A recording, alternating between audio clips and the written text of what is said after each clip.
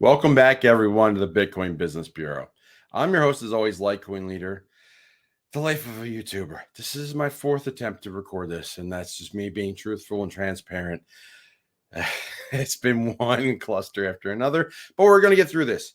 Today's video is going to be about Bitcoin and the network, and we're going to keep it as simple as possible, but we're going to talk about all the things that matter, don't matter, and all the parts, the components of the network, and why you should care, why they care, how the network comes together. And we're going to keep it as simple as possible. Before I get to that, I'm going to remember this time, and I'm going to say like, share, subscribe, and hit the notification bell. And of course, share. That helps the channel, and also helping out the channel is share this video or other videos that you've seen to other networks, other people that need to see it on social media. Email it to them. I don't care, but put it on Facebook groups, put it on Twitter, put it on Instagram, put it on Pinterest, put it on the back of your head. I really don't care what you do. Just get the word out, because the point of me making these videos is to help people to get more understanding of things. So let's jump into it. I've lost my notes. I don't even know where my notes are. Hold on. No, those aren't it. So, okay, forget the notes. So we're going to talk about the Bitcoin network, and we're going to do it straight at the top, off from my memory. Here we go. So there's three elements of the network. There's the coins themselves, there's the miners, and then there's the network. So we're going to focus on all three of those. So first off, how did this topic come up? If you haven't seen it, right there, right there. Follow Leader on Telegram. That's free. The link is in the description. Join that. Okay. We talk about crypto. We talk about other things. We talk about everything on EconomicPreppers. But some of my best questions and ideas for videos come here. And rather than just type out an answer to a couple of people on Telegram, well, a couple of people, 150 people are on Telegram already on my Telegram. Hopefully we get more people on both that and on the viewership. But rather than just share it there, I'm going to share it there as a video and also here to get it out to a broader audience. What I'm going to talk about is the network, okay? And that's how I get the best ideas, is questions like that. So people are getting concerned because we have elements, or we have a lot of the government collecting more crypto, and we're hearing that they have more Bitcoin, okay? First off, should we be concerned? Actually, no. The answer is no to that, and I'll get to that in a minute. But let's talk about the miners first. Miners, what are Bitcoin miners and what do they do? Well, a Bitcoin miner is a computer that's about the size of a shoebox, about 6 by 6 by 16 or so. And it's a computer that's designed to run the Bitcoin code and validate transactions as quickly as possible and make guesses and math problems. That's pretty much most of the work, is guessing that math problem, because the first one that gets a close enough answer gets to write the next block, and they get a reward of Bitcoin for doing so. That's how Bitcoin miners make money. But miners help secure the network, and we'll get to that in a moment. But a Bitcoin miner cares about one thing and one thing only, which is operation costs. And those basically break down to three components. The cost of the miners themselves, that's their capital cost. And you typically want to buy the best, the most hash rate per dollar. That's usually the higher end miners. Not always. Sometimes one comes out and it's like, wow, why do they even release that? But you want to get a miner that is out there and putting out a bunch of the most hash per second. And a hash, what's a hash? Basically a guess. So the way the math problem gets solved is by a guess. They take a guess, they put it in the equation, it spits out imagine doing long division, you get a remainder. If the remainder is small enough for the criteria that's set for that block, then they'll say, yes, you're close enough. Congratulations, you just won the right to write the next block. And then they get the rights to write that block, and that block consists of the hash, which is like details on the previous block that goes in the next block. So they're all interlocked together. You're chained together, much like, what was it, like those paper chains we used to make in Christmas in art class in elementary school. We take the red and green construction paper, just make link to link to link, but you need the previous link to make the next link, and so on to make that chain. That's what a blockchain basically is. And I'll put that video up here if I can remember it. It's been a challenging day, but it's yesterday's video, and it probably will pop up at the end of this video too. Okay, so now the miners, they're making the transactions, they're validating. They care about the cost of operating. They care about the best, getting the best bang for their buck for buying their capital equipment, their computers that run the code. That's cost number one. Cost number two is electricity to run all those machines. They want to keep that as low as possible to keep their operating costs as low as possible and make the most profit. Makes sense. You're in a business as a capitalist. And typically that lies around 6 or 7 cents per kilowatt hour. If you get below that number, which is harder and harder to do almost anywhere in the globe, especially the United States, you have the potential to mine and mine profitably. If not, you're probably not mining profitably, but maybe you're near a substation. Maybe you can work out a deal with a power company. Maybe you find an economic enterprise zone or some area that's got cheap power, and it could be for a mining operation. The third component is environmental. That's keeping the cost down.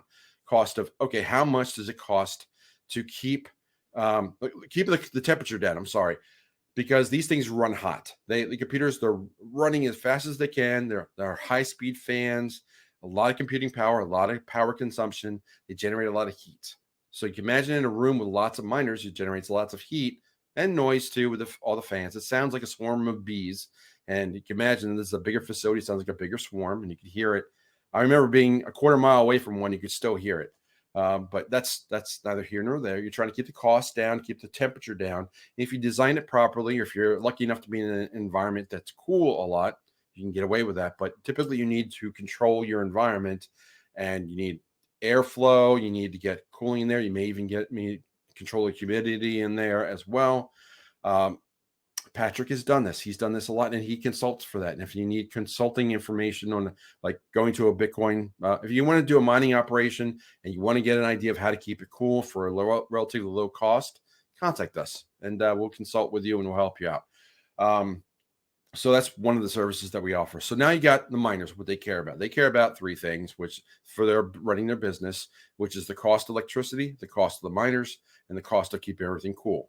Now, if you get to be bigger and bigger, you may have employees, you may have security, but those are beyond the typical normal costs. Okay, so what do they care about? They care about keeping those costs down and keeping things running. That's what they care about, and the network has to be up. So let's talk about the coins, okay? Should you be concerned about people that have a bunch of coins, either Michael Saylor or the Gemini, the Winklevoss twins, or the governments that are collecting Bitcoin for whatever reason through confiscation and whatnot? No, you shouldn't. In fact, you should be encouraging that, because those, like the more power the more crypto that's in the hands of people or entities with power, the more likely they are to be promoting the network. Because when you own a coin, it's a store of value. So you want to increase your value. So you want to increase the value of Bitcoin and the network itself. So you're actually incentivized to promote Bitcoin and work with the Bitcoin network. So that's a good thing. The third component is the network itself, and that's where people need to be wary. The network itself right now is spread across all over the globe. It's under mountains. It's actually on a satellite. It's off planet. So it can continuously run all these different miners, and they're all interconnected, but they're decentralized. They're not in just one country. They're in multiple countries, multiple places, all over the planet. Now, if that was to get less decentralized and get more centralized, if a government was to confiscate, for example, take over a bunch of mining facilities, then that would be worrisome, because if the more centralized you are, the more power you can influence over the network, to the point where if you own more than half, you can do what's called a 51% attack and change the network, because you have the full voting power. You're dominant. You have 51%.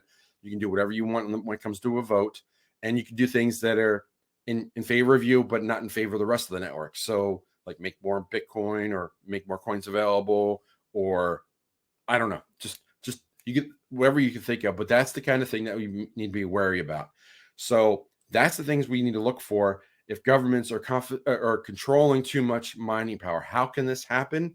Well, think back in 1933. All right, a little bit of history here. You may have heard this story before, but 1933, a lot of people back then in the United States kept gold as a store of wealth, and they also kept it in safety deposit boxes in banks.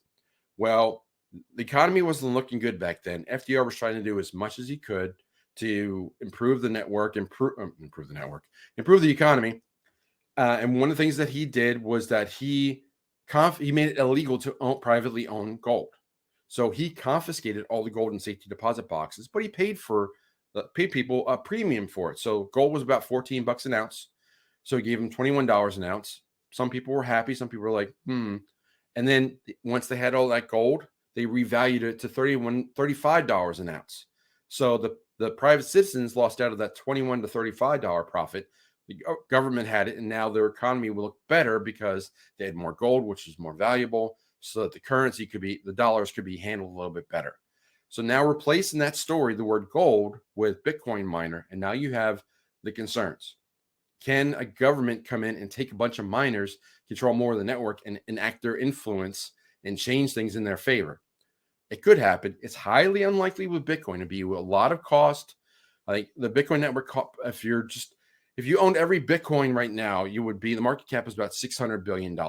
So to 51% of that, you're looking at 300 billion, roughly speaking. But that's the price of the coins.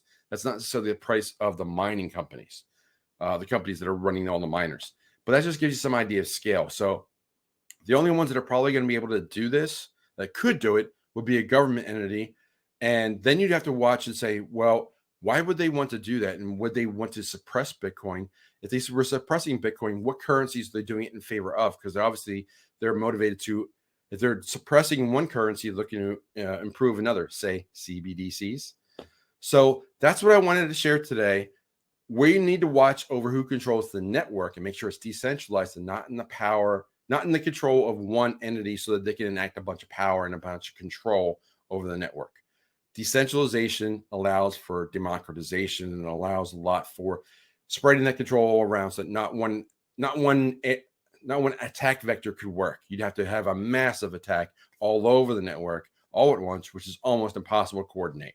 So coin ownership, great. Miners, they care about their operating costs. Network control is what you need to be concerned about, and that's the basics of Bitcoin and the network, and what you need to be wary about.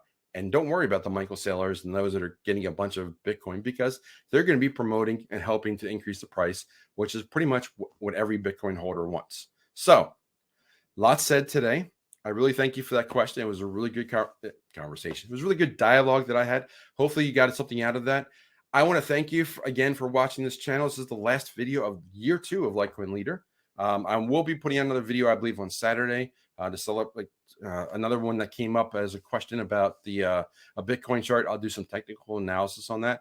But I want to thank you from the bottom of my heart for everyone that's out there that's liked, shared, subscribed, watched the video, supported me, come to an event, anything you've done in the last couple of years. I really appreciate everything that you've done. I don't know who that is that needs to talk to me, but I'll get to them in a moment. But thank you very much. And you made me obviously quite popular. So thank you. And I look forward to year 3.